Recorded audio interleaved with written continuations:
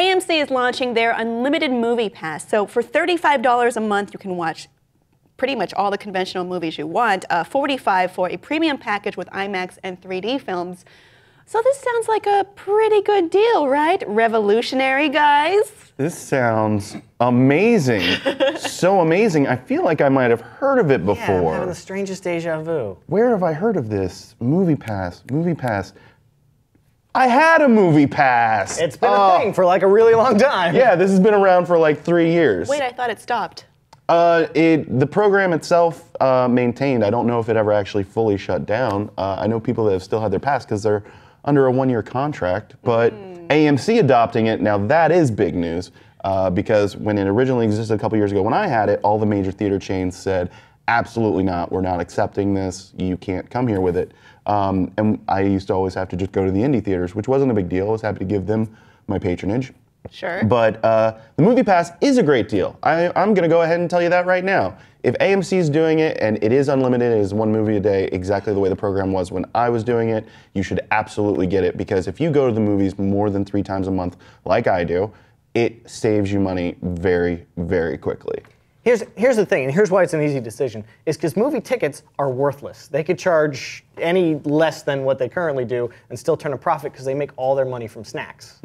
So regardless of how many movies you watch, they're still going to make money because the more times you're there, the more money you're going to spend, and they'll make even more money if they sell the tickets for less. So this is going to be on a trial run in January in certain cities. Boston and Denver are listed right now, but I would assume other major cities might follow if this becomes a huge success. But some are wondering if this is in response to the popularity of Netflix and Hulu and staying at home and watching movies, whatever you want.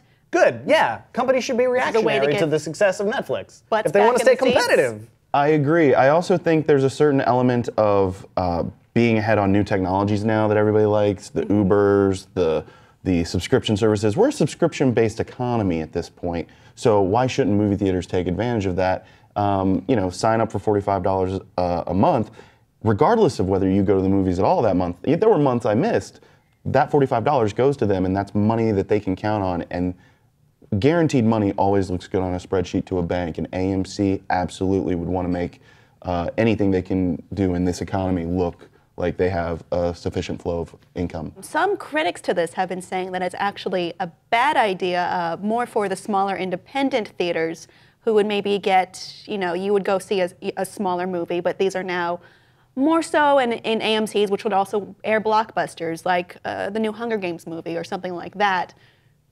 Is that a detriment enough? I mean, here's the thing. Maybe I'm part of the problem because You almost always are. Yeah. Yeah, that's a safe assumption. But really, the times that I go to theaters the most is for the big spectacle movies, and they tend to be the big blockbusters. Movies that, I could easily watch on my television at home, little indie movies with the same experience. I don't need to be in a big expensive theater for a little indie movie. I pass on those a lot of times. If it was in my best interest to keep going see more movies, then I'd see movies I normally wouldn't see. I'd patronize those smaller theaters more than I presently do. AMC actually has a really good indie spotlight program. It's AMC Independent. With MoviePass, you get to go see movies once a day. The way I view movies, one weekend, I've seen 6 movies.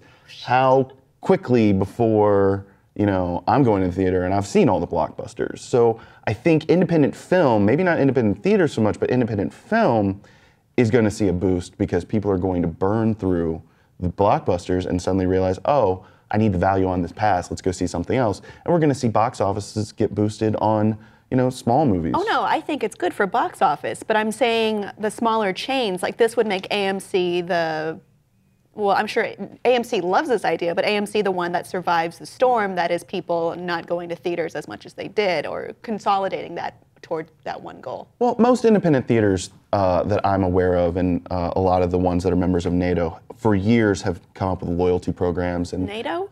The National Alliance of Theater Owners. Oh, I thought you meant the other NATO. No, NATO, the National Alliance of Theater Owners. They're the trade organization, the one that kind of shut down the interview.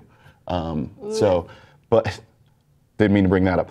But that organization kind of dictates how people operate, and they're going to be looking closely at this, and they're going to make sure that all of the member theaters balance out. I don't think anybody's going to get the shaft. Well, we've waited all. What do you think, audience? Would you buy an AMC Unlimited Movie Pass? Let us know below in the comments, and please be sure to subscribe.